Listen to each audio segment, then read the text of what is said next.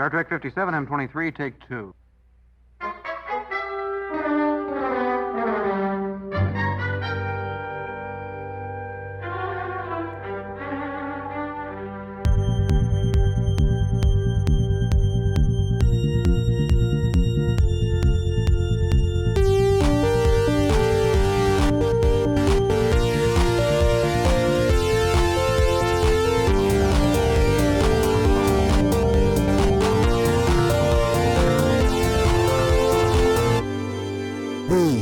Star Trek podcast. Whoever the author is has gone to a lot of trouble to keep his identity a secret. It's been encrypted. Why do you suppose someone would try so hard to be anonymous? Well, think about it. Whoever plays this program takes on the role of a Starfleet security officer who gets approached by Chakotay to help the Maquis take over the ship. I mean, it's pretty inflammatory. You think we should tell the captain? Probably. It would be pretty hard for us to give her a full report if we don't know how the story ends. Excellent point. Great. Can you reset it for me? I was just getting to the good part. Oh, come on, B'Elanna, be a sport. I've got to be back on duty in less than an hour. Besides, isn't half the fun of a holonovel having someone to talk it over with? All right. You owe me one. Sure. Turning off the downstairs TV. Thank you, Googles. That Google's quite a girl. She's always on That top of Google. stuff. Okay.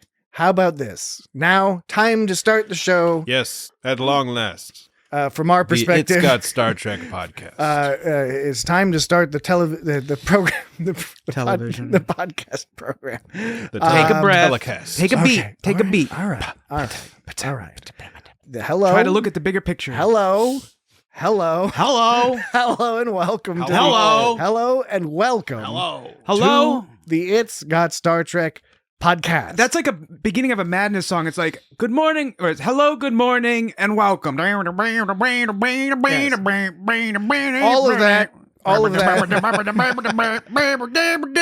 With some piano and saxophone, some two-tone, like, guys going, boop-a-lope-a-lope-a-lope-a-lope-a-lope, in British, I'm gonna skank. Okay. All right. So just for, full disclosure, Dan was the one who was complaining that we hadn't started the podcast yet. Okay. And now he's doing this. Now he's this skanking all over the vamping place. business, this madness vamping business. It's madness. I wasn't It's madness complaining. rampant. Just skanking. Was you talking about when you were singing earlier? Yeah. Okay. I guess I was. Dan was annoyed that I decided to sing. No, I didn't mind that you were Sing a singing. It song. just kept Just sing it. going. Well, yeah, Like, it's songs are long, and I was like, is he gonna sing like a whole 5-minute song? That's like there's no. It's a couple minutes. It's like when you go into it, when you go into a bit, you know it could end at any second. But when you're singing a song, you know you're in for it for the long ride. All right. Well, like I said, now we're ready to start. You more than any of us are ready to start the podcast. So that's what we're doing. Okay. Keep griefing me. welcome to the It's Got Star Griefing Trek me. podcast. This is oh dear. Is this 170? Is this 169. Is this 169? Oh yeah, because we didn't say 69, dude. Last week. yeah. So that's So- this week. Yeah, that's this week. Yes. So it's Oh, that's how it is. episode That's how we know. 169. 69. Haha, tee. 169. And we are discussing a Voyager episode this week because Boy. the algorithm, Dan's proprietary secret algorithm that he doesn't tell Jesse and I the details of. Well, he told us the details, but we didn't really understand. It spit out a list. Algorithms. Ah, Jesus. Was that? That's what Algorithms. That's what I'm saying. I don't get that. Okay. New so- algorithms. Yes, his algorithm. New algorithms. Yes, and listeners from last week will know that we have given Dan the ability to play sound clips. We're at least piloting this Algorithms. functionality to see how it works out. But his algorithm, It's been encrypted. which ingests the way his algorithm works, It's been and encrypted. I know regular listeners will be aware of all this, and we'll be wondering why are we saying this again? No, we just have to occasionally explain it. The algorithm takes a transcript from our previous podcast episode and then spits out a list of Star Trek episodes to pick the next one that we should listen or talk about. I mean, I need more access to the narrative subroutines.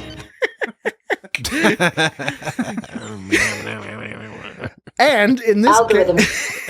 In this case, Dan's algorithm, the Dangorithm, gave us this a list of Voyager episodes, and this was near the top. The other ones at the top we had already discussed, because that is a quirk of the algorithm, is it tends to suggest episodes that we have already discussed and like the same ones sort of over and over again on the right? It's Got Star Trek podcast. Generally, sort of. Yeah. There's an arc. Yeah, the algorithm has a bias. There's certain episodes. There's certain ones that it picks every week, but then if you go down the list some, there's usually a bunch of different ones. I posited that perhaps maybe it is like those were more conversational episodes, so it would just so happen that our conversational podcast would coincide more with a conversational episode. But I don't think your algorithm.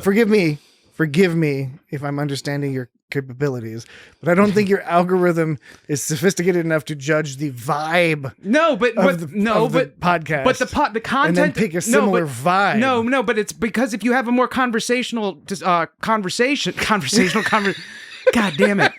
If you have a more conversational presentation.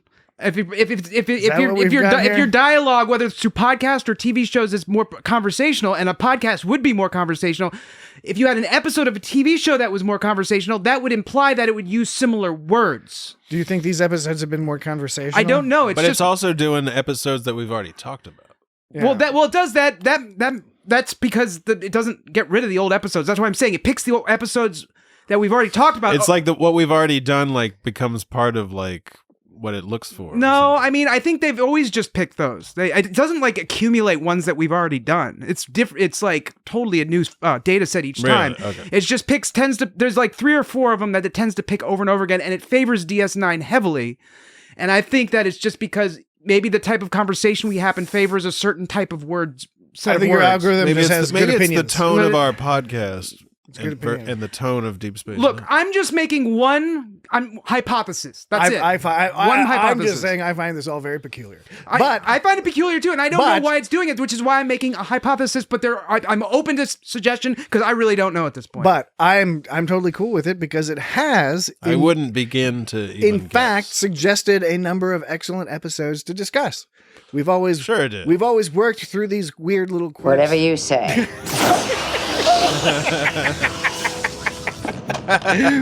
I should have shortened that one a little bit, maybe. Oh, okay. Well, we're still experimenting around with that. So, okay, all right. So, did we? I don't even think we mentioned the title. What we did pick? Yeah, we picked Voyager. I think I've been distracting people. Worst case scenario. Yeah, yes. Which is Worst case. episode 25 of the 3rd season. So, which is season 3, episode 25. Which is interesting, but actually totally meaningless because last week the Enterprise episode we did was season 1 episode 25. That's I know. right, yeah. I thought about that. You And did? maybe your algorithm likes picking the exact same episode number. Maybe, even though that's not part of the list in the script. And I don't think we've done any other 25th episodes, at least not from the algorithm. Well, I think my hypothesis is more likely than yours. I didn't offer a hypothesis. Well, you just did. They're saying that maybe it picks numbers. No, just because he said, I was you ju- we have were to all- say this is my hypothesis. If it's a hypothesis, I mean, you can't just say. I'm not stuff. asserting it as It's not a an understood hypothesis. hypothesis. I think he just said it was his hypothesis. What's I your don't think null he said hypothesis? You're the one that's saying The hypothesis. null hypothesis is that you're incorrect. All right. He's the one who said it was his hypothesis, and I was like, mine is more. It wasn't my I hypothesis. thought you were talking about hypothesis. Okay. This is Hypothesis. Hypotheses. hypotheses talk. People know. People know that we're dilly dallying, and we shouldn't be dilly dallying. We should be. I Getting know. into We really need to get a deep and intense They conversation. spent 20 minutes do it. talking about dilly dally. about this particular episode. Now, Let's do it. Let's do it. What background do we need to know going into this episode? There's a few things. Voyager, they're stuck in the Delta Quadrant Okay, yes, that's sort of like the most basic one, but I think there's a for 7 years. I think people know that. I meant more along the lines of knowing that Seska. Seska. Not Kes. Seska. Seska. No, Kes is a different thing to Right. talk about. I but know, but you said Keska. Did I? No, I said No, Seska. he said Seska. But I Whose side are you on, anyways, Jesse? I'm on the side of reason. But Seska is a character who was fairly prominent in the first couple seasons. Who She was was annoying. She was she was on the she was part of the Maquis group.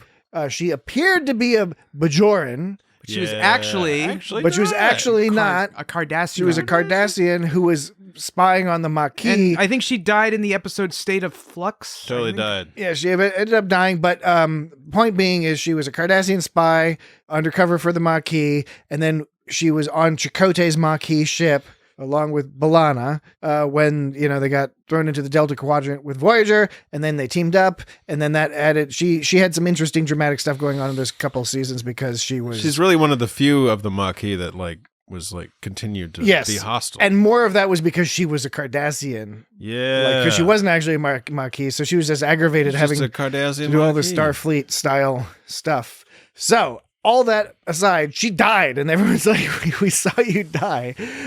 So that's, I think, an important thing to understand in terms of the way characters react to her. Seska was killed when the Voyager crew retook the ship from the Kazon. Yeah, was that after the basics? She escaped from the two-parter? ship, and she got tied up with some other aliens, and she sort of got screwed over or something. And then, Yeah, she was hanging out with the Kazon and stuff. There's a whole long history with I think Seska. bunch of stuff I think it's happens, State of man. Flux. I think it's Well, there was season 1, episode 11. Yeah, but no, it was after that. I'm pretty sure because there was all the Then basics. why do I have that there was the written down? basic stuff. Anyway, it's irrelevant. All that's relevant is that she's dead, and The actor that plays Seska is married to one of the Disneys. What do you mean, one of the Disneys?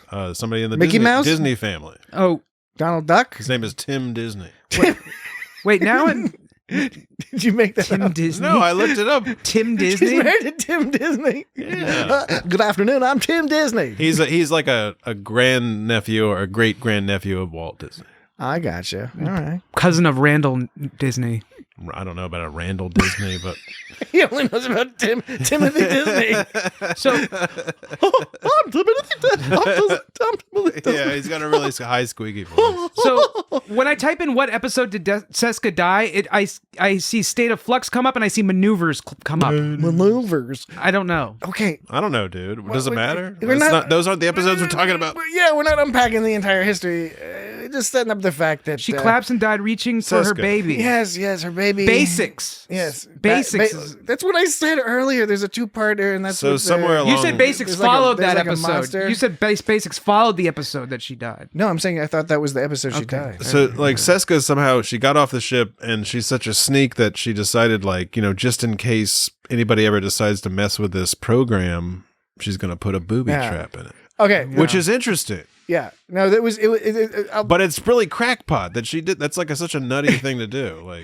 the episode was fun. I understand why people say this is Because often it is in fun. top 10 lists. No, it is, and especially yeah. of holodeck episodes. I like it. Holodecks gone wrong episodes. It's a good holodeck. Seska episode, messing yeah. with it is better than some of the other. It's better than reasons. Fistful of Datas. Definitely better than that.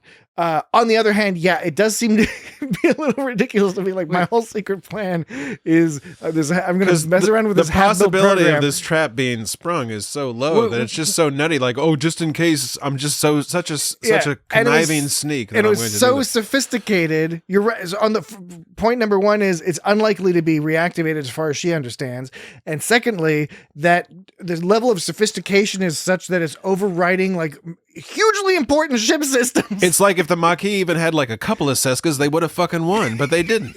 Yeah, because they suck. Yeah. Well, and also she wasn't actually Maquis. And of course, it was able to pull the old override the safety protocols. You can somehow, for some reason, program in a hologram that can override the safety protocols.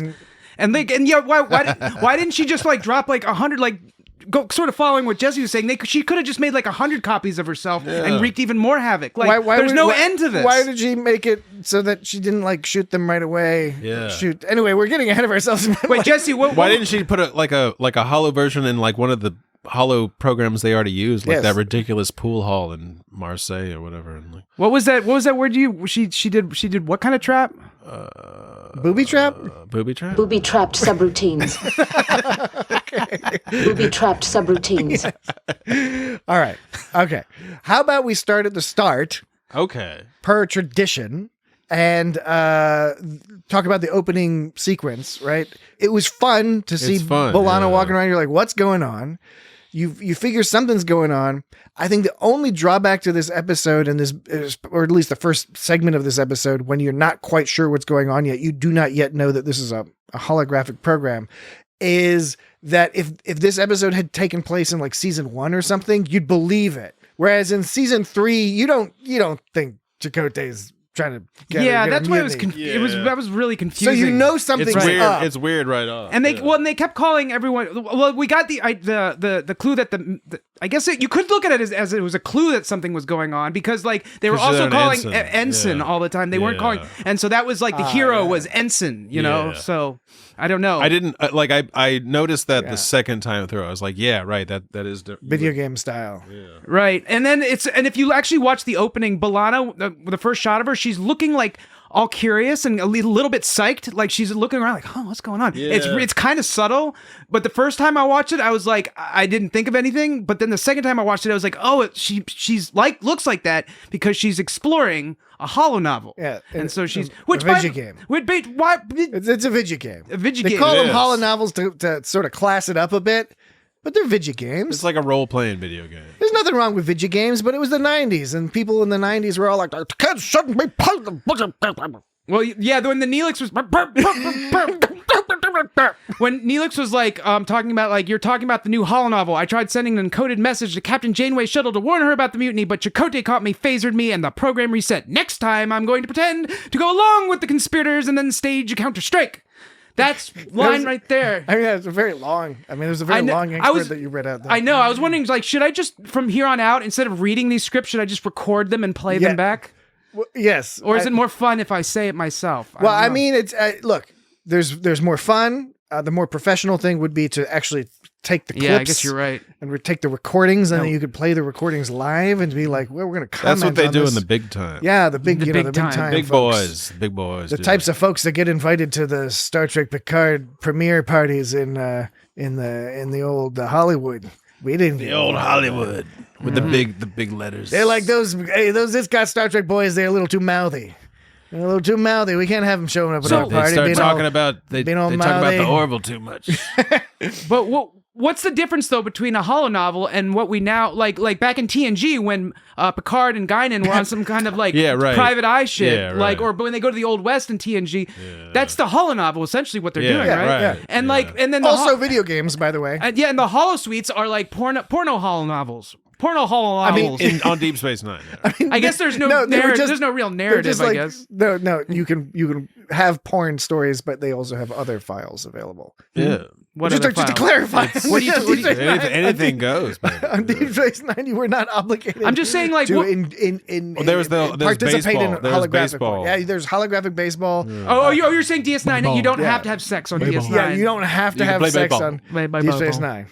You don't have to have sex on Deep Space You Nine. do not. You may, but you do not have to. Mm-hmm. You are under no obligation. So really, what's the difference between a holo novel and anything else okay, that people do? The thing is that Just a you've said different this. TV show. Just the way, sorry, Jesse, the way Dan is saying this is worrying me because it sounds tonally like there's a punchline coming up. Oh. No, I there's don't, no I, don't, punchline. I don't think there is. There's no punchline. I don't think there is. It just feels because you keep saying. What was it that you were saying? Well, I was just saying that, like, what's the difference between a holo novel and a holodeck and anything else? I don't know, Dan. What is the difference between a holonovel and a holodeck? One novel's your hollow and one hollow's your navel. Oh no! One deck's your hollow and one hollow's your man. navel. One deck's your hollow and one hollow's your navel. Crash and Wait. burn. What's the difference between a holo novel and any other kind of holodeck? I don't know, Dan. What's the difference Literary between classiness. a holo novel and any other holodeck thing? Pretentiousness. One deck's your hollow and the other hollow's your navel. Good, yeah. Classic. It's one of those brute force punchlines. You just keep saying it over and over Yeah, again. it's like, Eventually- listen, Eventually, people listen, just accept you're it. gonna take it. I'm gonna force it down your throat. Yeah. Well, So well observed. Well observed. So Holo right. novel. So Pretentious nonsense. So- Chakotay to all hands. Let's do it. yeah, and Chakotay was he was talking about how Let's do it. 70 years left. He was talking about 70 years left with that guy. Isn't Chakotay at least like 40 by now? Like, how old is Chakotay? Do we know? He's got to be at least 40. And he's talking about, I don't know about you, but I couldn't stand another 70 years I don't with that Tuvok character. 7 years. He said 70. I don't think he said 70. He said 70 years. 70 years would make sense because at this stage they were still about Oh, 70 years Were they from doing the, 70? from Federation Okay, space. I'm sorry. My bad. Yeah. I heard Well, 7. there was When I 70,000 think about light years. I'm looking at the quote. It says, I think about My, spending 70 years on the same ship with that guy gives me a headache. My ears is failing. Did you look that up on Chakotaya.net? Chakotaya. Chakotaya? Chakotaya. Chakotaya.net? A haven for Star Trek scripts of all manner and all type. So speaking of this opening, DirtyMarquee.com. that whole. So speaking of that, Did you say dirtymonkey.com? We'll So- look that up after we're done recording. okay, so I guess we haven't gotten to the idea of how they repeat the first half of the episode yet. So they kind of go through. right. They go through like 15 minutes of the episode, 10 to 15 minutes, and With then B'Elanna. and then just decide to start over again. And then With Paris. Well, I mean, are you talking about the writers? well, Because you're like, and then they just decide to start over. It was because Tom got involved. yeah, I know, but it's like And he wanted to play the I video know, game. and it's doing the thing that has been done. Quick question, Dan, because you might know the answer to this and it's relevant What? to everything that comes after this.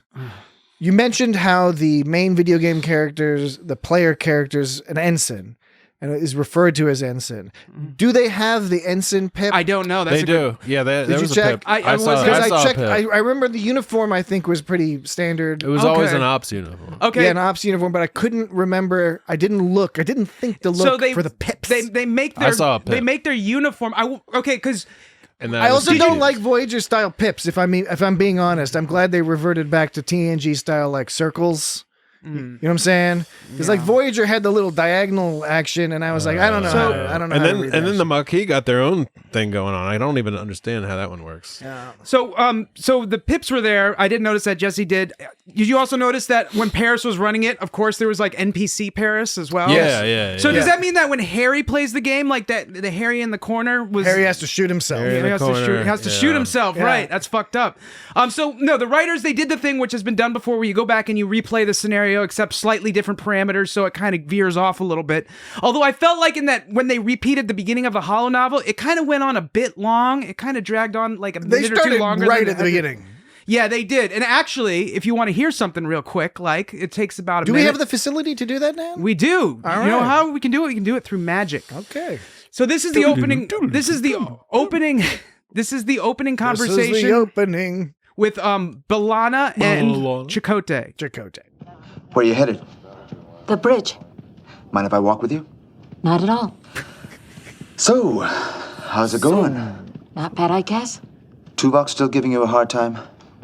No more than usual.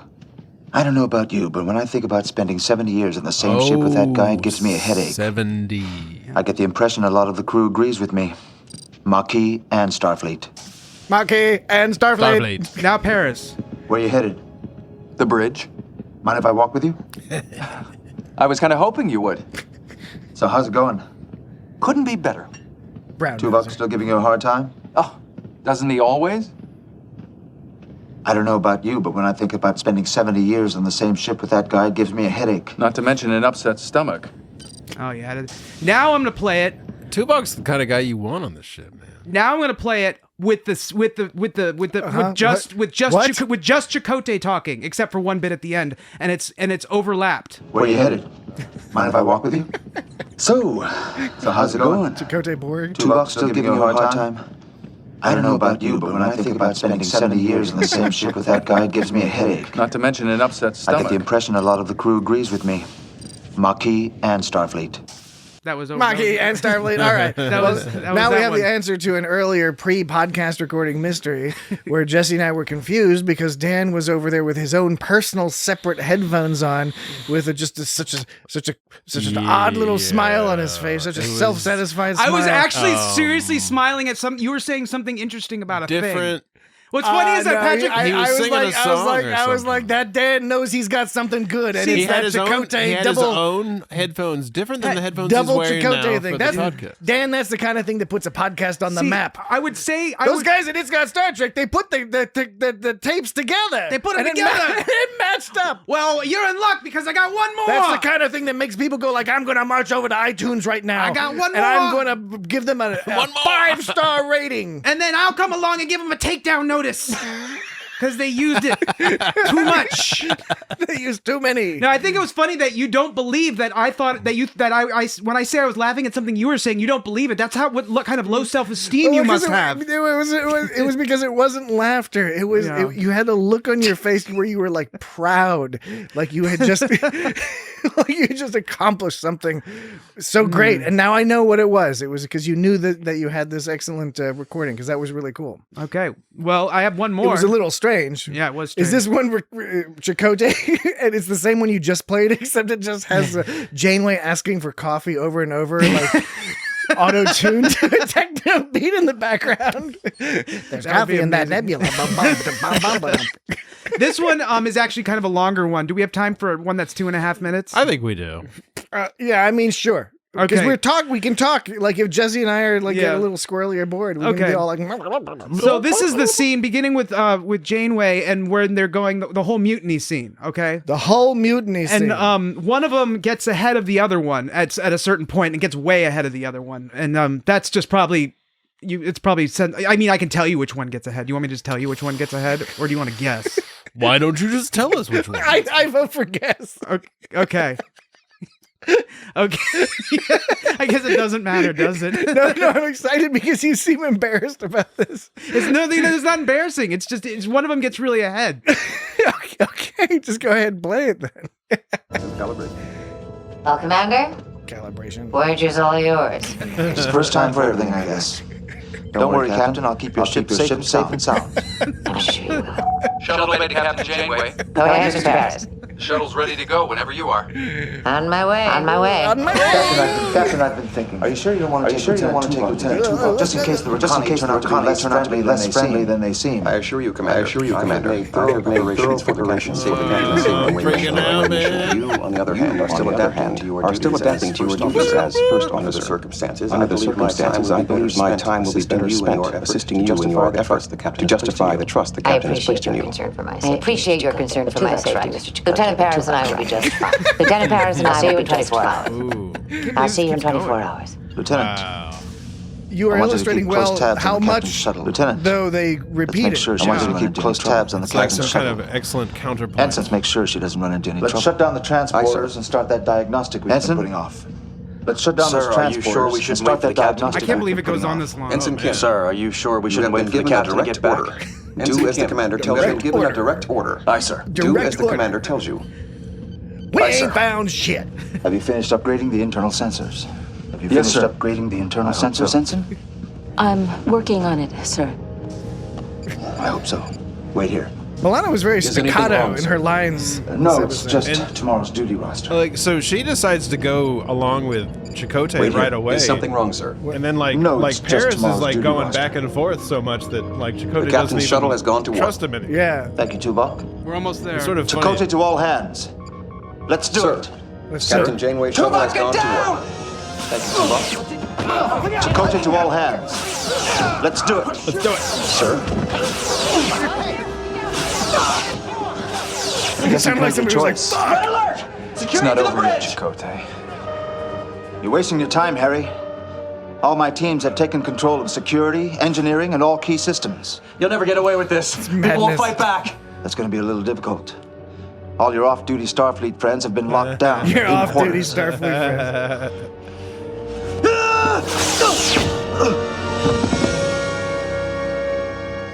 All your dirty Starfleet buddies. Click. I guess you've made your choice. All right, so that was very long. Yeah, that was. But it was cool. You do again illustrate the point very well that it uses this pretty much the same thing over and over again. But right, and so, but it weirdly well done. It diverges in certain It's like places. a clip show of itself. In certain places, it does diverge. In certain places, it doesn't. Like for the "Let's do it," like this is when he says it with B'Elanna. Let's do it. Paris. Let's do it. Let's do it. Let's do it. They sound exactly Let's the same. do it. Yeah. Let's do it. So here's it is back to back. Chakotay to all hands. Let's do it. Chakotay to all hands. Let's do it. That sounds exactly do the it. same. But some of them sound slightly different. The question is, do they clip it by scene? Are they saying the exact same recording and just the scene is cut up differently? Like they're shortening parts? Or? I think it is multiple takes. The question is it multiple takes paying especially close attention at replicating things, or is it purely the professionalism of the actors involved, or a combination of the two? Yeah. You never know. It's the magic of Hollywood. That, I posit to you and the wider audience, is the question at hand.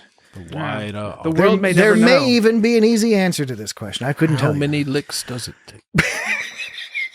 A 3. Not one. But you could tell that one of them, that long one, that it got off kilter. long one, It got yeah. off kilter at a certain point, and I'm wondering.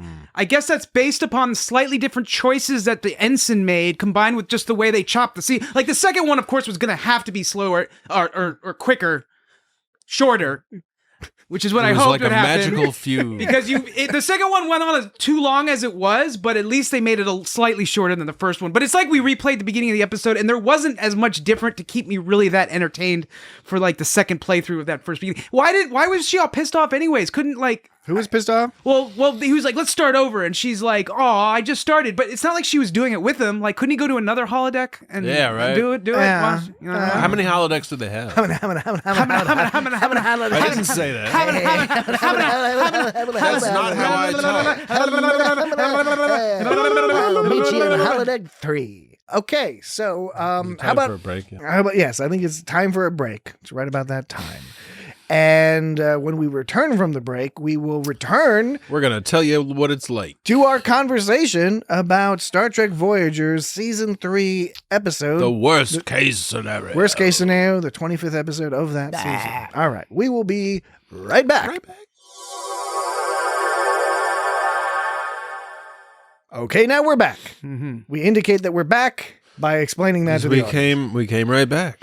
Yes. Here we are. here we are. Back again. Back again to do the thing. Back again. Showtime, go time. Wasn't it something? Back again. What's that? Woot, woot, woot, woot. This is how I woot, woot, woot, woot. Hey there, back again. Big, I make. Why can't I remember? I what make the people say whump, whump, whump, whump, whump. The whoop, people whoop, there it is. Whoop, there it is. That's what it was. Yeah. I make the Who are people those say people called? whump. What? The Cabana Boys or something? What are they called, dude? So let's see. Chakotay's friends are Ayala, Carlson, O'Donnell, and Jonas. Yeah, and Jonas in a previous episode he was hooking up with Seska, not Hooking up with Seska. Okay. Hey, you. I don't think they hooked Tag up, team. but Tag he was team. he was a Starfleet guy who was like, this whole Janeway business sucks because she's dilly dallying and following all the rules and shit. So I can't remember the details, but it was a ways back when Seska was still alive. So Yeah. another clue that something was off was because Tuvok and Janeway were both basically like, Chakotay, we can't trust you yet. Yeah. So you have to like stay with us. Yeah. So I guess that was another kind of thing.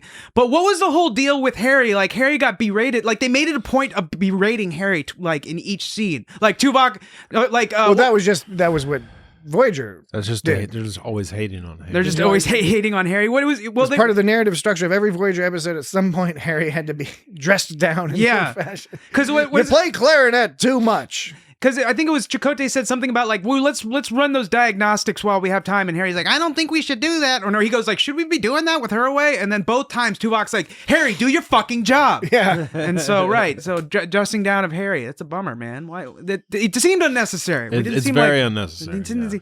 And I didn't get the whole thing where Paris, like he blocked the shot, right?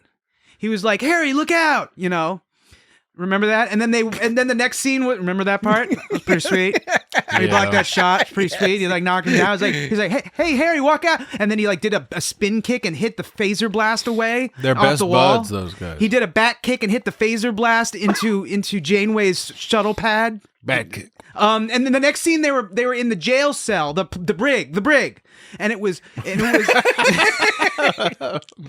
Continue, please. they were in the brig. It was Tuvok and Paris Ensign. They were talking and Paris was all like, I'm super bored by like having to wait to do this. And then Tuvok was like, I am not concerned with your amusement, Ensign. he was like that.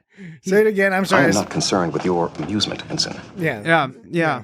So because they were doing Tuvok rules. Tuvok is the best Vulcan there's ever been. Yeah, and best Vulcan that there's ever been. He is. And then Tuvok's rad. He's He's just right a straight up on, Vulcan. dude, yeah. He doesn't have any weird Vulcan problems. No. He's not making babies with human ladies. He doesn't fuck left and around, right. that guy, man. He's just a standard, good old fashioned Vulcan boy. is he a bog standard? He's a bog standard Vulcan. He made a joke at the end, just like he did a Spock at the end. He made like a silly that way joke. Vulcans like making their little silly jokes. Yeah. He was actually emotional in this episode. We can get to that in a bit. But right. so when they were in the brig, why did Chakotay let Paris out? Because Paris knocked the phaser blast away with his back kick. He did a spinning back kick and knocked it into the Janeway shuttle pad. And so why did Chakotay take him out of the brig? It doesn't make any sense. Wouldn't and Paris was even saying to B'Elanna after it was over, he was talking about how Chakotay distrusted Paris so much that he, quote, assigned me to lubricate the warp plasma manifolds. So like Chakotay distrusted Paris's character, obviously so, right? Because Paris like fucked up his shot. He kept flip-flopping. So can either of you answer me why he let him out of the brig? Can either of you answer that question? Dan, as you've been talking, I've been thinking about this. Were you listening to anything I was saying? No, I was. And I can't rightly say why Chakotay let Paris out of the break. Jesse? Nope. No, see, I've considered the point you've made, and I'm befuddled in a way that I had not been It is previously, befuddling. because it was not a point that I had considered. Right. So and he was like, Chakotay assigned me to lubricate the warp plasma folds. That part I remember because it was funny because he said the word lubricate. Yeah, you're right. And so my question is like, you're lucky to get to lubricate those warp What plasma manifolds. does he use to lubricate it with? I don't know, but I'm saying he's lucky that was his only punishment. And that's like a one-person job? Chakotay should have spaced that dude. He's like Paris should have killed Paris for like blocking a shot like that. He or at should least have been ejected or, into or at space, least yeah. leave him in the brig. But he shouldn't have been like, oh, he will only let me lubricate the blah blah blah. It's like you're lucky, man. I don't think I'm making my point properly. I think you are. I think you are. Brilliantly. I think you've made your point so brilliantly that neither Jesse nor I have anything to add on to it. You've said all there can be. All we can do is agree done. with you and join you in your befuddlement, and we can be as a group befuddled together as to this flaw in the plot. I've got to be back on duty in less than an hour.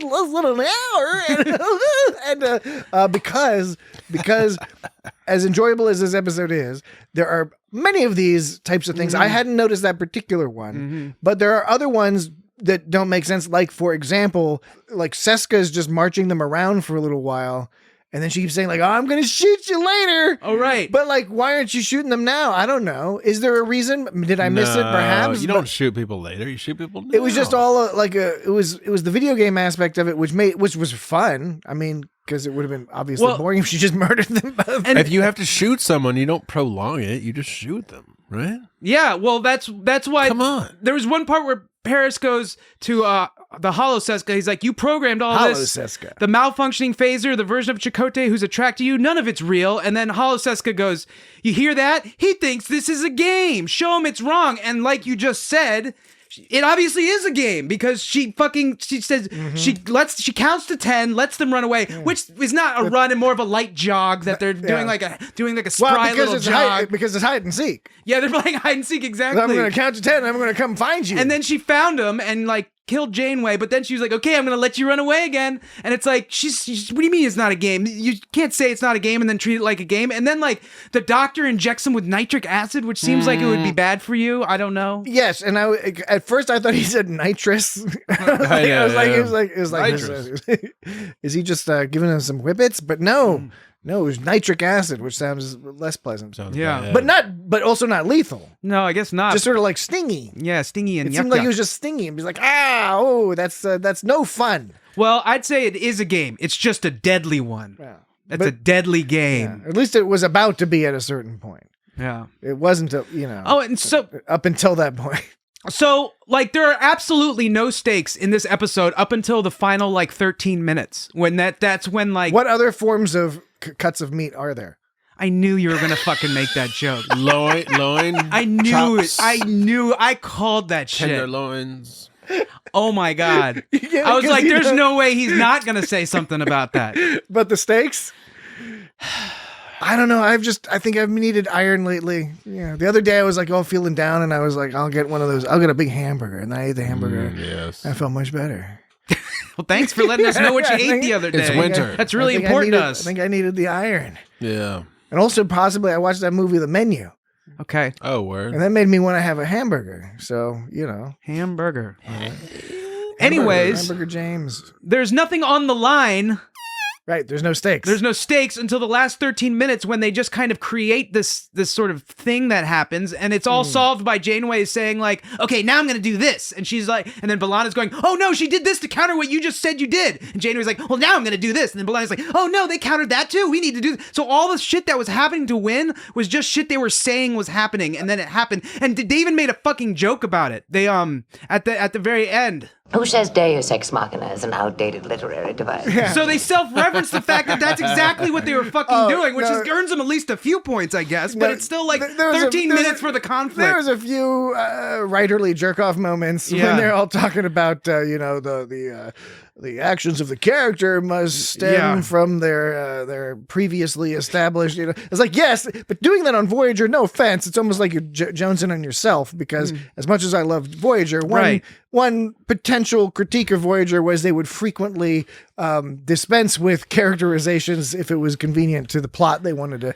say, sometimes to the detriment of the character growth over the seasons. But that's a different and longer conversation. Tis. Well, that's kind of what happened with the 2 days and 2 nights on Enterprise. They kind of ignored the character traits. For at least with Trip Tucker. Absolutely. I think a good point. That's the episode we talked about last week.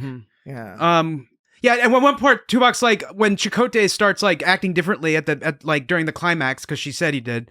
Tuvok's like, if I'm not mistaken, the Chakotay hologram is undergoing some sort of character change, and I couldn't tell if he meant like in the literary character development sense or just like he changed because Janeway just reprogrammed him. I guess he just meant the latter, but it's like, or was it supposed to be some kind of pun or something? I don't know. It was all a really big stretch. It's okay. So if we map out the structure of this episode, must we? No, but we shall. Oh man, I feel so gross. I feel so dirty and slimy. Come on. The first chunk of the episode is they're playing the video game. Yeah. It's B'Elanna playing the video game. And it's all about the drama. At least we don't know exactly what's going on, but you're like, okay, something's going on. Okay, at least and this is interesting. At least when Wesley Crusher played the video game, it was all building towards something. Yes. This wasn't real. This was sort of building towards something, but it just kind of dropped in. I think what it is less building towards something as opposed to there are sort of phase changes that happen throughout this episode. No, that's more accurate. And they're not all bad. In fact, I'd say this episode works as is, but there are some things that I think are weird because it's a funny choice. So they're playing the video game, then they're playing the video game again, right? But that rapidly turns into now we need to modify and add on to the video game, so it shifts the tone of the story to the drama of how the video game plays out to now it's the drama of creating something new, and there's all this inter-character drama about the nature of creation and what goes into creating story plots and all that other stuff. It's like, okay, that's interesting. And then it goes into, now there's a danger and there's people shooting and potentially dying. And then like at the end, it's like, oh, and the whole ship could get all fucked up now. Yeah, right. And everything's going to be terrible, but we're going to solve it and make some jokes about solving it in the end and everything's fine. It all works fine, but it's kind of like, maybe if they had picked one of those and gone more in depth into it and had that be the story. Well, the second part, that was just about, so there was, I guess, so that was probably less than 10 minutes of the episode. I know there was about 5 minutes where it was just, like Tuvok all whining about like Paris's choices or something. So basically Tuvok, it began with them Tuvok saying like, okay, I'm the one who made this thing. And then he's like, which is funny. Yeah. That's great. Yeah. That was good. A great story drop right there. It's like, boom. Yeah. And it was actually Tuvok. And it was like, why is he so quiet? Right. And it was a Oh, he wrote it. Yeah. And he was so smart that he knew how to like keep people from looking at it because it's been encrypted. Is that too forced? Not at all. No, not at all, Dad. Not at all. It was quite humorous.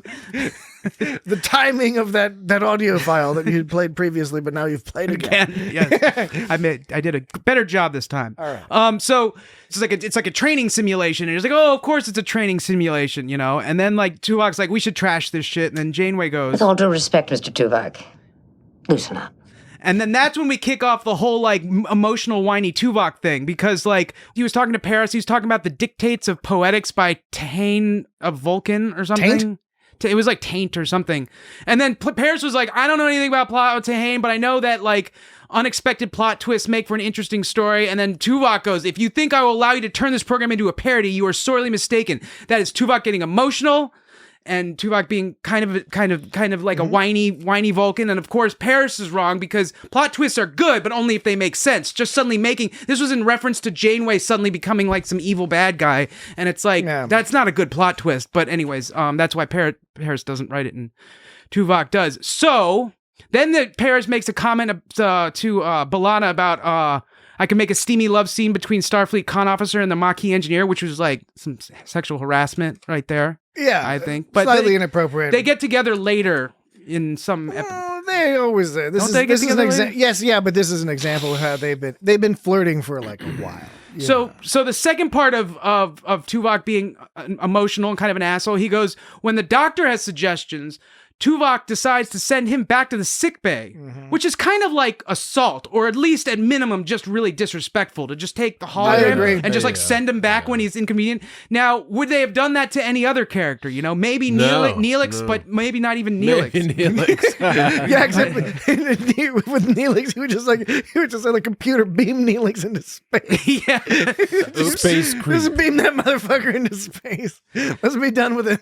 So then Tuvok refuses to let Paris make changes to his program without him. And then when Paris is like, we can do it together, Tuvok goes like, that's a very rational decision, Mr. Paris, which is ironic because I just provided 3 examples leading up to where Tuvok was being emotional and arguably irrational himself. And he's using the old, that's very rational. Like that's the whole, it's the same as saying, oh, God bless you. Or, you know, like, oh, I pray for you. It's like really sarcastic and like, it's like totally against the exact meaning of the words. It's like, that's rational for you to like, you know, do follow my whiny opinion on what should happen, you know? I found it funny from a slightly different angle, although I appreciate your angle as well. My angle was, I just thought it was funny that he was saying like, you're being rational to succumb to my threats. I have threatened you. Yes, right, yeah. And the rational response to my threats are to comply with my demands because I will fuck you up. So I took it like, you're being rational, sir. Okay, now that is actually rational. That would be rational for Tuvok to say that. Yeah.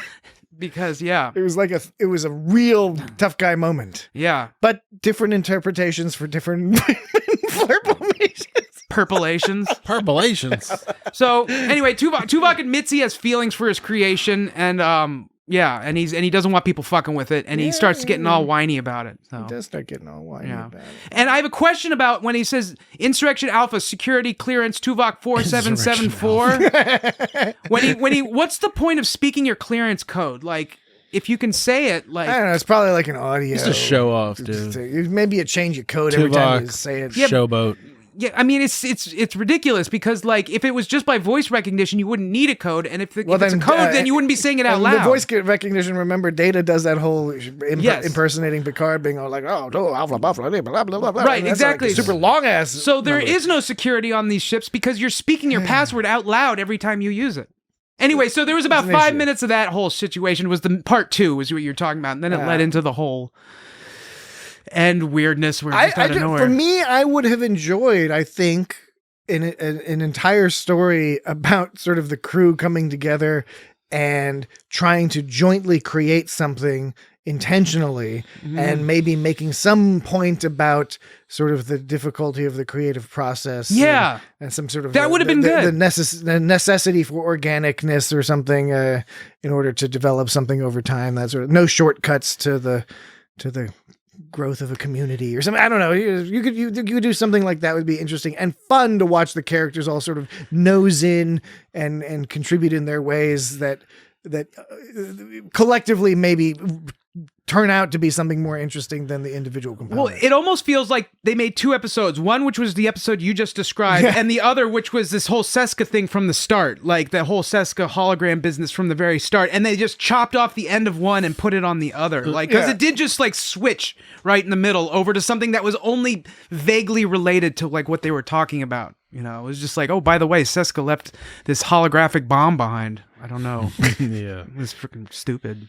The Maquis people like dress like they're like from Khan's like bunch or something. Like they've been hanging out on SETI Alpha 5 or something. Oh yeah, that's the SETI Alpha 5! Space bums. That's how we knew it was like really into the holo novel, because they changed into their Maquis gear. Yeah.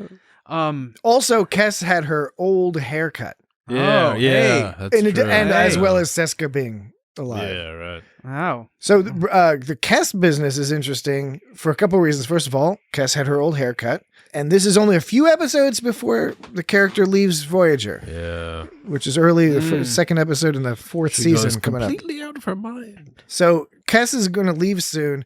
What was kind of interesting and just the vibe was a little weird. They had her in that beginning part in the holographic program with her old haircut. You see her a couple times, but she's basically not in the story. And then at the end, when everyone gets together and is having fun, there's no Kes there that I recall. Yeah. They just didn't have... Kes is no fun. They just didn't have the actress there that day or something. Weird, I didn't notice that. You know, when everyone's in the mess hall celebrating, everyone's there. There's a bunch of people in the background and stuff, but I didn't see Kes there. Yes. Even that dirty ass Neelix.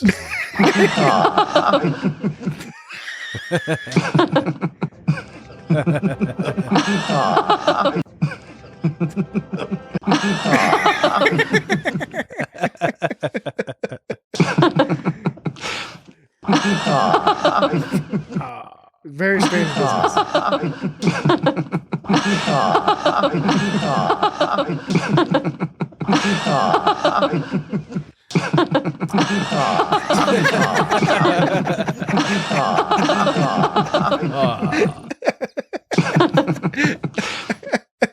Okay. This isn't a I think I need to record less sounds next time. I think I went a little sounds? over. No, fewer. Fine, fewer. Yes, fewer, not less. Fewer. Yes. Less. I meant less time, not fewer time. Less time dedicated to recording sounds. That's what I meant. Because you wouldn't say fewer time dedicated to recording sounds. No, I wouldn't. I would not. But no, I think you need to record more. I think you should record the entire episode and cut it into various chunks, overlapping chunks of different sizes. See, I think the problem is I'm distracting myself from the points that I'm trying to make. What points are you trying to make? I don't. I don't think I've made Did any you like thus this far. episode? Did you enjoy this episode? Well, if it isn't Mr. Anonymous. Yes. The line deliveries are interesting in this episode because they were written by a Vulcan. Yeah. There was a part where I think this was near the beginning when they were like talking like it goes Torres goes, hey, take it easy, and Seska goes, I told you it was a mistake letting Starfleet people in on this. You remember that part? Yeah. Well, B'Elanna was that. I guess she was not Starfleet people, but she was playing the character of the ensign. She was playing a character of the ensign. So I guess that you could consider that maybe another clue. I guess that's was right. Yeah. It's all these clues of like what. So that was kind of clever, I guess. You know, that's kind of clever. Yeah. That they threw all those clues in there. It's a well written episode overall. I don't know. I think like we said, we have some weird. Maybe there's some issues with the structure or whatever, but the individual components are well written and fun, and I thought that they did do a good job portraying sort of a version of those, an interpretation of those early Maquis characters like Chakotay. Of course, Chakotay very much from the perspective of Tuvok at the time, who had been on his ship following him. And that's always like a peculiar thing to remember, is that Tuvok was on the ship with the Maquis folks because he was undercover. So he knew them very well. And then, of course, now he's all like friends with them, but he knew them for a while. So this interpretation of Chakotay, how does a Vulcan go undercover? Is kind of interesting from that perspective. What do you mean? How does a Vulcan go? He wasn't undercover as like a non-Vulcan. Spock went undercover in Star Trek 4. Yeah, well, he had a headband. Well, I mean, undercover of a headband. I think I called some part of this episode stupid earlier, and that might have been a little harsh. I don't think it's stupid. I just thought there's. We're not going to hold you to it. I don't remember what I said was stupid. Well, the but I remember stuff is kind of stupid. It's fun, but in order to stretch it out into a plot length, as opposed to the plank length, we're talking about the plot length. Yeah, not the plank length. Not the plank length. Plank length. What? Plank length. Plank length. Plank length. Not the plank length. Plank length. Plank length. Plank length. Do you notice that Seska had one of them super rifle lasers? Yeah, it was set on wide. Or something. It said it was phaser rifle. Yeah, so the point. So this is another point of the phaser rifle. Trying to figure out what do phaser rifles do. Well, there was because it's got a big ass battery. What was it? Was it DS9 where they were able to use it to aim at people? Like it had auto aim, or was that Voyager? There was some, or maybe it was Enterprise. I can't remember. One of them it did an auto aim thing. This one could do a super bolto blasto ball. And they could also do the regular phasers. Can they do a wide beam? I think they can too. They've done wide beam phaser stuff before. Maybe they can just last long. No, they don't have problems with batteries in the future. I think they might. Your handheld phaser is going to have a wide set in. Your phaser rifle is going to have a wider wide set. Yeah, and more powerful. But how much power do you need to shoot somebody? Why would you just shoot somebody in the arm to make it sting and not kill them or stun them when they're your enemy? You want to blast them so they just what happened with, they just disintegrate. They like just what happened vaporize. with Paris.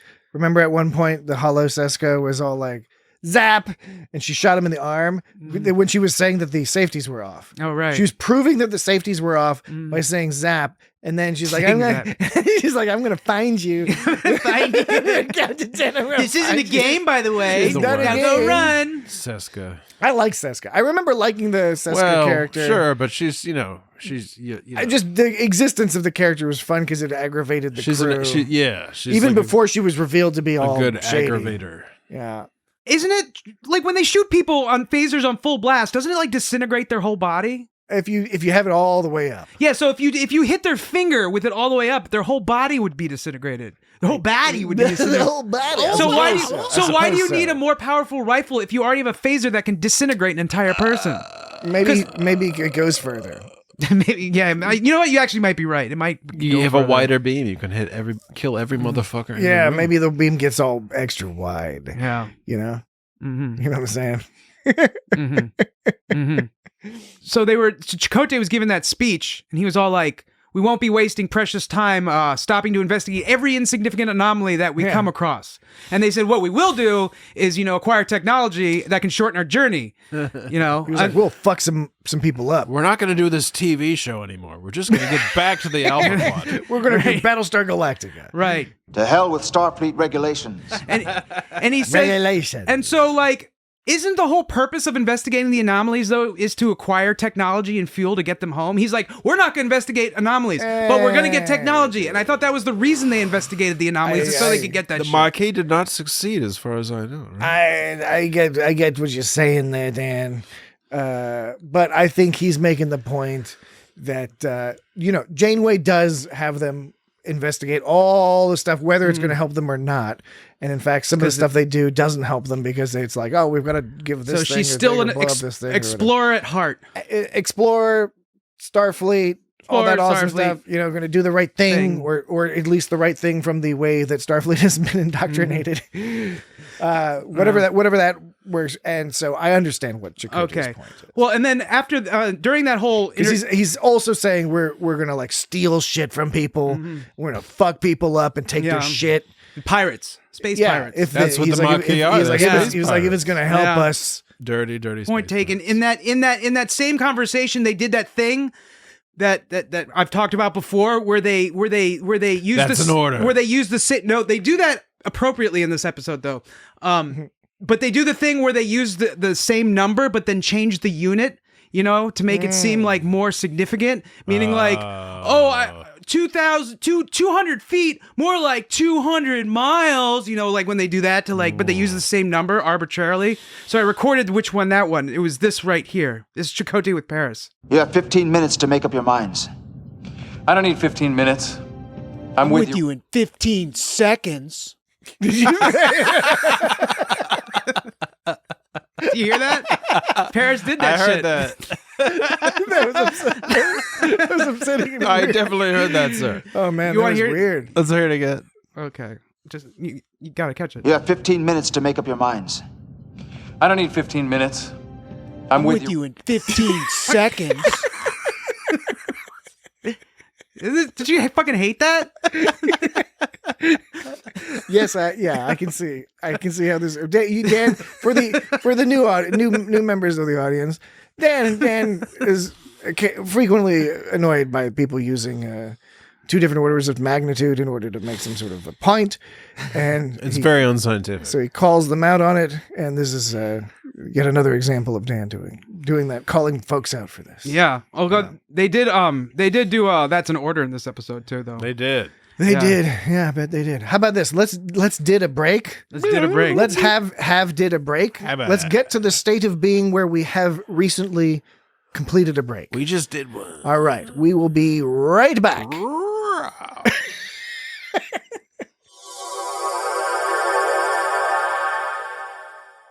Okay, we're back from the break. That's an order, Mr. Paris. Welcome back. Welcome. Yeah. That was an appropriate usage because Paris was like, they were like, okay, do this to save to help us not die, and he's like, Paris is like, no, Chakotay, or Chakotay. no, Tuvok, no, Tuvok. He said Tuvok. He said Tuvok. Tuvok, are you sure? We shouldn't have to do it. Tuvok was all like, That's an order, Mr. Paris. and so it wasn't like some kind of weak ass like, leave me here to die. No, I will never leave you here to die, Captain. That's an order. Leave me here to die. Okay, so this is another Right. bugaboo that Dan has is when people say that's an order due to some sort of selfless act. Hey, very well put. It aggravates Dan, and I can understand why. And so again, it is something that he will point out, but frequently, if somebody says there's an order, Dan will argue, as in this case, that it was an appropriate usage of the term. Well, we just have to make it clear. But Dan just likes to make it clear. And then we make it clear because we're gathering new audience all the time, and they might wonder, well, what's this fella on about? What's this fella Dan on about? They barely know. This guy's a handful. Right. I just realized they haven't. There hasn't been an addition. There hasn't been an addition. God damn it! I really was trying to say words. I'm sorry. There's no. It wasn't. No. It wasn't. It's not you, Jesse. I'm just a little pumped. No. It's not you, Jesse. It's me. I'm apparently can't say words right now. I've been there, friend. Yeah. This always happens when we're watching Voyager. Yeah. There haven't been any Voyager related. It's called Voyager related aphasia. Voyager aphasia. I just realized that there haven't been any additions to inertial dampers versus inertial dampeners. I haven't heard that. Dampeners. Dampeners. It's like Jesse talking about damn bananas. Don't worry. Bilana's on it.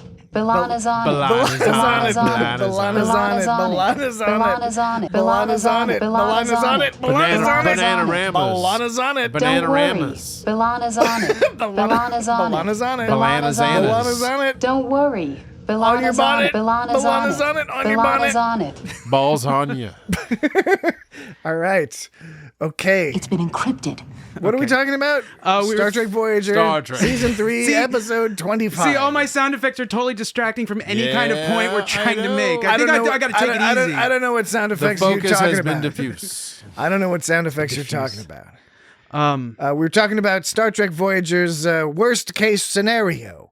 Right. Which, The again, overnight scenario. You could argue, I posit that you could argue that the title worst case scenario, when matched together with this particular plot, entertaining as it may be, is false advertising.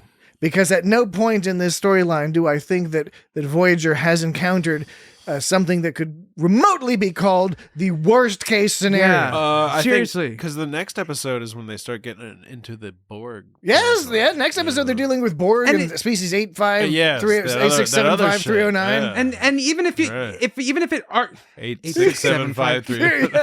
even if it was arguably a worst case scenario, that's still a very generic name for like an episode. Yeah, and it it has has to be nothing. like the worst case scenario in the context of what that there's a mutiny? They're Yeah, already it doesn't- stuck in the that Delta failed? Quadrant. A failed mutiny there's is nothing not- descriptive about it. Even that in was the worst case scenario. Yeah, it was. The ship blowing up for no reason was the worst case scenario because you don't see it coming. Yeah. You know? Worst case scenario. ran out of Come coffee. on, give me a break here with your titles and your clickbait titles. They had clickbait titles before you could click on hyperlinks. Back when you had to, type in them hyperlinks by hand. It sounds insane. Write them down. www. http : none of that S bullshit. Really? They didn't invent HTTPS yet. Not yet. No. You put in your backslashes, you put in your WWs. If you didn't, you were shit out of fucking luck. Mm-hmm. I'm just saying, that's what it was like back in these Voyager days, back in the 90s. You know, in the late 90s. Yeah. Shit out of luck. Nuts. I mean, I know you could click on a few things. I'm not saying you couldn't click on nothing, but there was a lot of shit you couldn't click on back in that day. What are you going on about, man? What are you on about? What you can't click on. I'm talking about the internet in the 90s. Telling So that I like how there's that meeting in like the conference room and Janeway is all like, so this program, like who's been does it and everybody admits to doing it, but like Chakotay doesn't raise his hand as far as I know, right? He doesn't. Chakotay doesn't dig it because he's like, oh shit, I am planning. But wait, but like no, I gotta cut that shit out. But it's funny to think about him like doing it and just like he totally gets a kick out of like walking down the hallway with like a hollow version of himself and being like, yeah, let's do it. Yeah, he was all saying something about like, next time you do it, just make me not the bad guy, please, or whatever. Come on, you're Chakotay. Yeah. These are the types of episodes where it highlights the fact that Chakotay sucks. I'm sorry. Oh, it's pretty inflammatory. Yes, that was pretty inflammatory. I'm not going to say Chakotay sucks, but I was never a big fan of Chakotay. So when they have Chakotay playing evil Chakotay, it sort of fits better for me. It works a little bit better. I think he does that better. He plays that role better than the regular old soft chummy Chakotay. And it's also funny but totally understandable that Neelix at first doesn't trust. I'm sorry. Tuvok doesn't trust Neelix at first because he writes in that Neelix like betrays. He switches to the mutineer side. Yeah. If I were Neelix, I would have been a lot more offended than he was. He was just like, no, I wouldn't have done that. Now, Mr. Vulcan, what's going on, Mr. Vulcan? I'm sure about this plot development. You're making me look like a piece of shit, Mr. Vulcan. It's like, well, you're a space creep. Would you like some more coffee?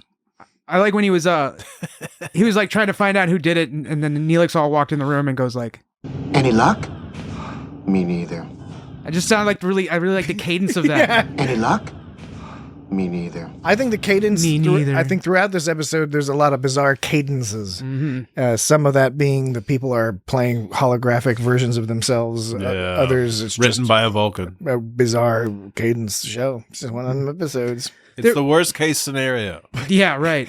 What about okay? So that's not very descriptive. But then there's the ambergris incident for TAS, which is not only not descriptive, it's like anti-descriptive. But it's like brilliant. It just sounds genius. Somehow. Yeah, I know. Ambergris. Ambergris element? Oh, it's the element, right? Ambergris element. Element. Isn't there like a Bob's Burgers where they think they have ambergris? Yes. Oh, yeah. Like some rotten cantaloupe. Yeah, right. They find some like that sort of whale. No spoilers. Yeah, no. Or totally spoilers. Oh, we spoiled it. Yeah, we spoiled Bob's Burgers. We spoiled Bob's Burgers for everyone. Oh, man. That's a bummer. Oh, it's okay. There was this whole there was a technobabble section where they were doing where they were in their Deus Ex Machina full form. Technobabble. Yeah, Balana's all Algorithms. New algorithms. Yeah. I need more access to the narrative subroutines. I need access to the character algorithms now. Now, if I can just keep modifying the Chakotay hologram. The program is reconfiguring the subprocessors to counter every change we make. It initiated an overload in the holodeck power relays. The whole grid is going to blow. Okay, yeah. I need more access to the narrative subroutines. I need access to the character algorithms now. Now. Many times in the past, when we've discussed Voyager, we have commented on the fact, and this is not an... That was some like leet hack 90s. That was some 90s leet hacker stuff going on. This is not original to us. I think many other people have commented on this, that Voyager sort of went overboard with the technobabble. And so technobabble had been developed as far back as TOS as a way to get past, just some sci-fi stuff. It's not even unique to Star Trek.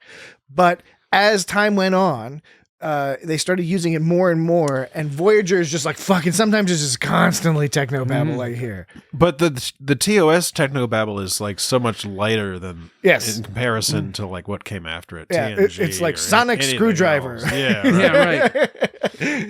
But this definitely felt like this episode was made in 1997. When was the movie Hackers made? Leet Hackers. Somewhere around there. This was made Before that.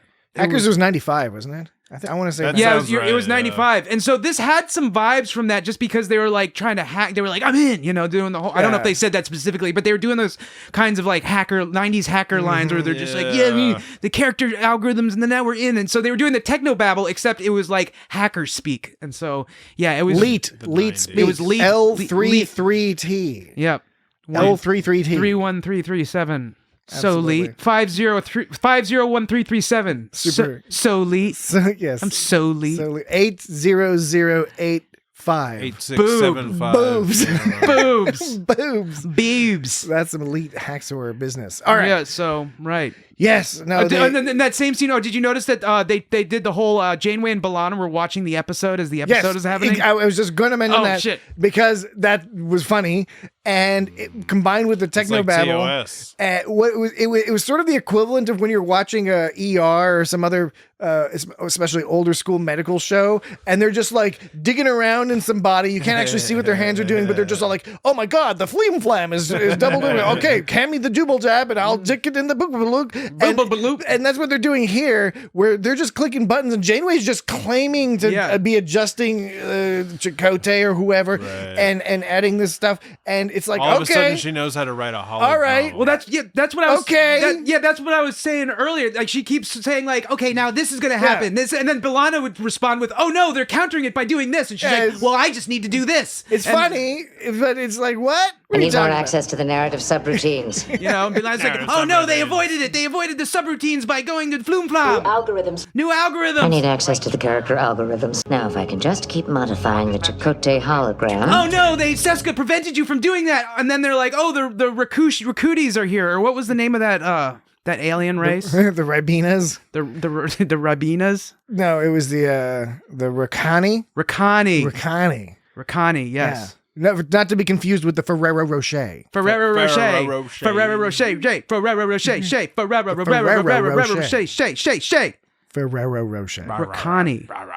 The Rukani. Rukani. Yes. Rukani. The Rukani. Yes, Rukani. Okay. Rukani. All right, but okay. So I was wondering if on that when they were watching the show on the show. Yes, they're watching the show. I was wondering, and talking a bunch of gibberish. And what I was wondering is if they actually played the show on a small TV, or did they like do it in post? They probably did it in post. I'm sure they did that in post. Here's an interesting bit of knowledge I'm going to drop on you. Okay. When they were this was all a matte painting. It was all, and I couldn't tell the entire time. They were moving them so fast between matte painting. It looked like they were moving pictures. All right. It was crazy. For the Nintendo version of the Nintendo. It's a cereal now. The Teenage Mutant Ninja Turtle pies, fresh from the sewers to you, because it's filled with mutagen goo. Teenage Mutant Ninja Turtle pies. What was that? There was a commercial for Was it like lime or something? It was like some kind of lime green fruit pie dyed horrific green. Yeah, except apple. Except it wasn't even a fruit pie. It was like a Boston cream-ish kind of thing. It was like some pudding. It was pudding. But it was pudding inside. What was the flavor of the pudding? It was a green flavor. Just green. Yeah, I never had one. It was mutagen flavored. You never had one? I don't believe that. Okay. I never had one. Everyone in the audience, Dan Glaubitz never had a fucking turtle pie. Go to YouTube and look up the commercials for the Teenage Mutant Ninja Turtle pies. Did you have one?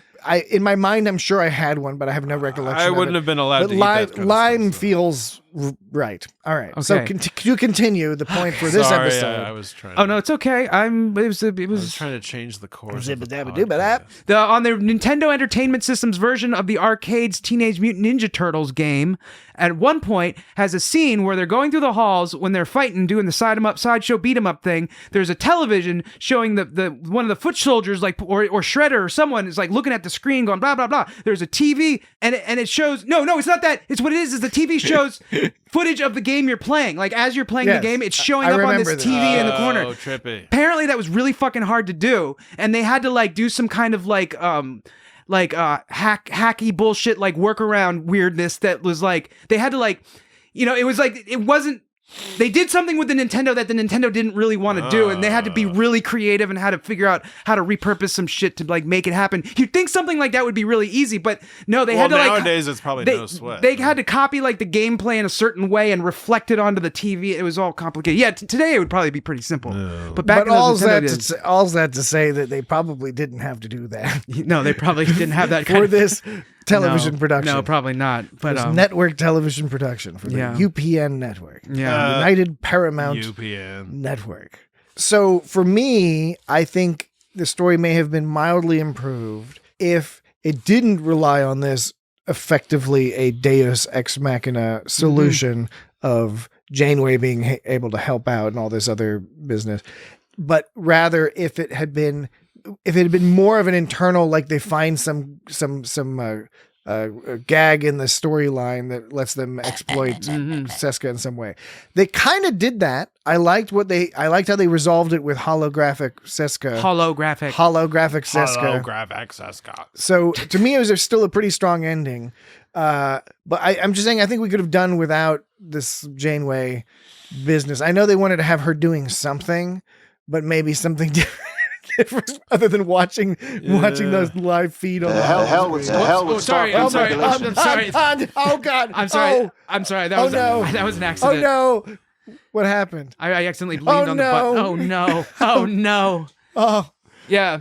They didn't have to do that. The Deus Ex Machina. Yeah. I don't know. It's not a big deal because I think it all does work very well. Very entertaining. But they made up for it because they acknowledged it. Who says Deus Ex Machina is an outdated literary device? Everybody.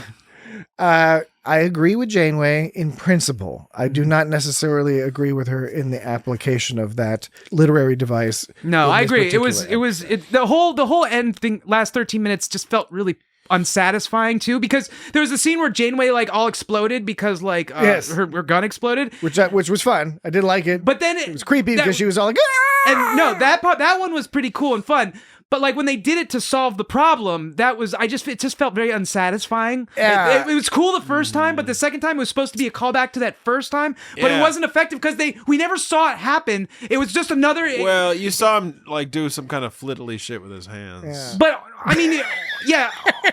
Well, basically, it was basically the equivalent of what Janeway was doing, where she was just barking out, like saying what she was doing, and B'Elanna saying how she was being countered. Like it just happened. It was just like, oh, it happened for some reason. They must have like programmed it. At what point did they do that? I don't know when Tuvok reprogrammed it. I guess he just did, And the whole time Harry was trying to transport them out of there. But like they did that shit, so like by the time he was able to do it, it was too late, and so it was just another attempt. It was just another chance to make Harry look bad, like trying to fuck up Harry. They're just like this episode is just another jab at fucking Harry Kim. See, I think with Tuvok, instead of having him do the same the gun explosion thing on Seska like she did to Janeway, they might as well have just had Tuvok pull a rope and have a big boulder fall on her. Like it would have been to make just as much sense. Really. Yeah. Part of it, I think, is that they have this elevation in danger level that feels. They raise the stakes. Yes, they raise the stakes. It feels unnecessary, and you just don't believe it. Yeah, you just don't believe that there are any stakes to this, in particular, even within the core story. Perhaps what would have been even more fun would be a bit of a rehash of a similar Deep Space Nine episode, but where they have this security program and maybe they get stuck in the security program, but the gag is that they have to then successfully do the mutiny and take over the Voyager and make it really hard to do that. And that's the fun gag is they have to use their personalities, their knowledge of the crew to actually gain control and be the bad guys. That would be the bad guys to be the good guys. That's a really good idea, actually. With nobody in danger other than like you just got to get out. It is a problem that you're stuck on the holodeck or something. It can be fairly low stakes. It doesn't have to be that the ship's going to blow up. Right, because that would have made sense because it would have followed with the whole setup of the beginning of the holo novel. But this was just like the rest of the thing had nothing to do with the first part of the holonovel. The holonovel was just used as a trigger to bring her character back. It's like, oh, by the way, she's planted in this holonovel. She's planted in this holonovel for some reason. It has nothing to do with the content of the holonovel. See, if the ending had anything to do with the content of the holonovel, it would have been much better. But like holonovel. This is someone's idea of a practical joke, right? I didn't mean to press that. Holonovel. Bilan is on it. Holonovel. Bilan is on it. Bilan is on it. Holonovel. Bilan is on it. Holonovel. Bilan is on it. Holonovel. Bilan is on it. All right. I'm starting to get the impression that we've discussed the majority of the key points we wanted to make. Are there any odds and ends? I think I hit them already. Jumped out at you. We didn't talk too much about the Doctor. It was kind of funny dealing with how the Doctor's monstrous if he's reprogrammed. Absolutely. You know? And I know this isn't the real Doctor. This is like the hologram Doctor, but like it's the same. It's weird because the Doctor's already a hologram, so to have a holographic version of the holographic Doctor in a holo novel is kind of it's kind of weird. It's kind of an odd thing. I thought, and this isn't really even a nitpick because I don't care, but I thought it was interesting. I was trying to contemplate the logic behind when the Doctor was like fighting him, and then Tuvok like knees the gun out of his hand. He like knees his arm and makes him. I think he had a phaser, and I think he knocked out. Anyways, he kneed him in the arm or something, and then the Doctor's like, "Rrr." And then like Paris swings at him from behind, and then he passes through. It's like, why didn't he just make it pass through to begin when Tuvok? It doesn't matter. It's not even a nitpick. It's fun, but it's like it's like who cares? But it doesn't matter. But it does. I just couldn't. You want Tuvok to kick ass? I just couldn't. Well, he learned. He could say he learned. Yeah, he figured it out. He's like, I learned. I gotta be a little bit more holographic here. I guess you're right. Maybe even though he's a hologram and a computer, he's still not like fully in control of his faculties. He's not fully functional, unlike Commander Data. Yeah, Commander Jeff Data. Jeff Data. Yeah, Jeffrey. Canonically, Data. his first name is Jeff. Jeffrey Allen Data. Yeah, Jeff Data. It's kind of fascinating. They never had an episode where Data's all like, "I want to have a first name." So they had there was they had him hanging out with Joe Piscopo. Yeah, but they never had him being all like, I want to be named. I want to be baptized as a Christian. That was weird. I shall be called Jeffrey Data. That'd be awful if he had like a Catholic, communion type business. Jeffrey Paul Data. There were a couple, not too many, but there were a couple of not too many, just the right amount. The right amount of what? Dan? Cliched sort of lines. There was the whole Paris doing the joke thing, which I accidentally played too early, but it was this one. This is someone's idea of a practical joke, right? Like, who says stuff like that in real life? Yeah. Nobody says that. Tom Paris says, but that whole like, this is some kind of a joke, right? And then they reused this concept. Okay, I'll just play it. See if you can pick up what I'm putting down here. They're each 5 seconds. It's between Tuvok and Paris. Maybe we can go to the mess hall now and let the holographic Neelix burn my arm with a frying pan. Your feeble attempt at wit notwithstanding. Maybe we can go to the mess hall now and let the holographic Neelix burn my arm with a frying pan. Sorry, I just played that one. Your feeble attempt at wit notwithstanding. Maybe we can go to the mess hall now and let the holographic Neelix burn my arm with a frying pan. That's the same one. Your feeble attempt at wit notwithstanding. Okay, What are you doing? I screwed up. Those are supposed to be different. Okay, but those were the same. What about you don't have a fourth one you can play? It's the same because that'd be funny. Okay, that was really weird. There's a sort of meditative ASMR quality to hearing the same thing over and over. It's a trance. Wow. Over. I don't know what I did. And over. And again. over. And over. Okay. We're gonna do it. Okay. Now this is the first one. Okay, we have to hear the Maybe first we one can go again. to the mess hall now and let the holographic Neelix burn my arm with a frying pan. Your attempts at humor are hardly constructive, Mr. Paris. Shit. Your attempts at humor are hardly constructive. Now what's happening? Now's the real one. Okay, now I'm going to play the two different things and see how they're cliched and they connect. Maybe we can go to the mess hall now and let the holographic Neelix burn my arm with a frying pan. Your feeble attempt at wit notwithstanding. Okay, that's number one. About how to escape from a ship full of insane holograms? Your attempts at humor are hardly constructive, Mr. Paris. After all that, did you figure it out? Yeah.